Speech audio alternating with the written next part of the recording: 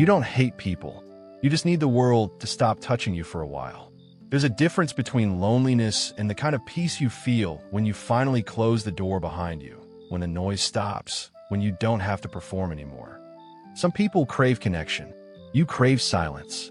And somewhere deep inside, you wonder if that makes you broken. It doesn't. But it does mean something happened. Something that taught you that people are exhausting. That closeness costs too much. That the safest place you'll ever be is alone. This started long before you knew what isolation was.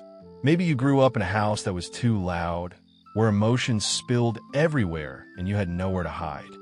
Or maybe it was the opposite, a house so quiet that you learned to disappear into yourself because no one was coming to find you anyway.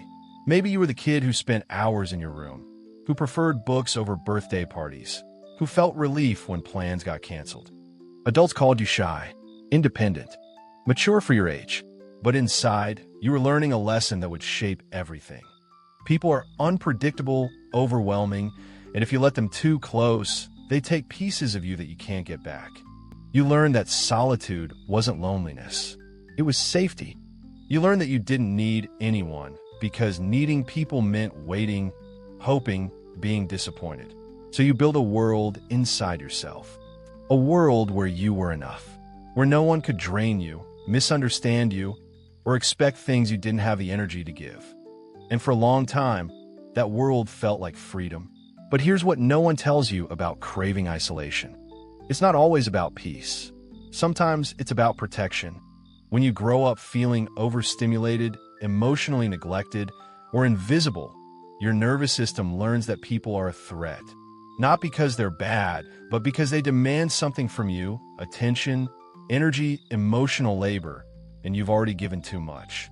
Psychologists call this hypervigilance in social settings. Your body is constantly scanning for danger, for the moment someone will need you, judge you, misunderstand you, or take from you. And the only way to turn that off is to be alone.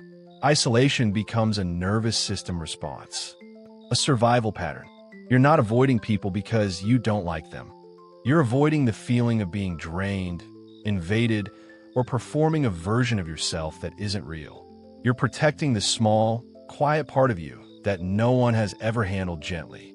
And over time, you start to believe that you're just different, that you're wired for solitude, that other people need connection, but you don't. Except that's not entirely true. Because late at night, when the silence gets too heavy, you feel it, the ache. The part of you that wonders what it would be like to be understood without having to explain yourself, to be loved without having to shrink, to let someone in without losing yourself in the process. But you push it down, because wanting connection feels more dangerous than being alone. This is what isolation really is. It's not independence. It's a coping mechanism, a way to control your environment when the world feels like too much. And it works until it doesn't. Because the more you isolate, the more you reinforce the belief that you're better off alone, that people are draining. That closeness is a risk you can't afford. You start to see connection as a burden instead of need. You cancel plans and feel relief. You stop reaching out and tell yourself it's because you're busy. You convince yourself that you're fine, that you prefer your own company, that solitude is your strength. And in some ways, it is. You've learned to be self-sufficient in a world that often demands too much. But in other ways, it's a cage. Because the more you withdraw, the harder it becomes to let anyone close. You start to see people as intrusions. Conversations feel performative. Small talk feels unbearable. Even the people who care about you start to feel like obligations. And you wonder if you become cold. If something inside you has shut off. If you've lost the ability to connect at all. Here's the truth you're avoiding. You're not afraid of people. You're afraid of what happens when you let them matter. You're afraid of being disappointed, of being misunderstood, of giving your energy to someone who won't value it, of opening up and realizing that even when you're honest, you're still alone. You're afraid that if you let someone in, they'll see the parts of you that you've worked so hard to hide.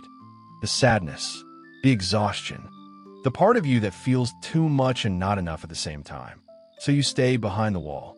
You keep people at arm's length. You protect yourself by never needing anyone. and you call it peace. But it's not peace. It's armor. And armor gets heavy. This is costing you more than you realize. You've built a life where you don't need anyone, but you've also built a life where no one can reach you. You've protected yourself so well that even love can't get through. You've convinced yourself that independence is strength, but you've forgotten that connection is human, that you're allowed to need people, that needing doesn't make you weak. You spent so long being the person who doesn't ask for anything that you've forgotten how to receive.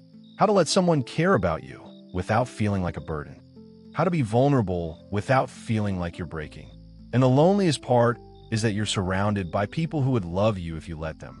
But you won't, because letting them in feels like losing control. And control is the only thing that's kept you safe. So what now? How do you unlearn a lifetime of believing that people are too much? You start by understanding that your need for isolation isn't a personality trait. It's a response, a pattern that made sense when you were young, when you were overstimulated, unseen, or emotionally responsible for people who should have been taking care of you. But you're not that child anymore. You don't have to protect yourself in the same way. You can learn to regulate your nervous system without withdrawing completely.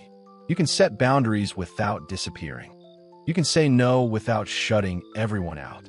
You can let people in slowly, carefully, without losing yourself. This is the work. Learning that closeness doesn't have to mean losing your peace. That you can be connected and still be whole. That solitude is beautiful, but isolation is just fear wearing a different face. Start small. Reach out to one person. Let yourself be honest instead of fine. Let someone see you on a hard day. Let yourself need something and ask for it. It will feel uncomfortable, vulnerable, like you're breaking your own rules.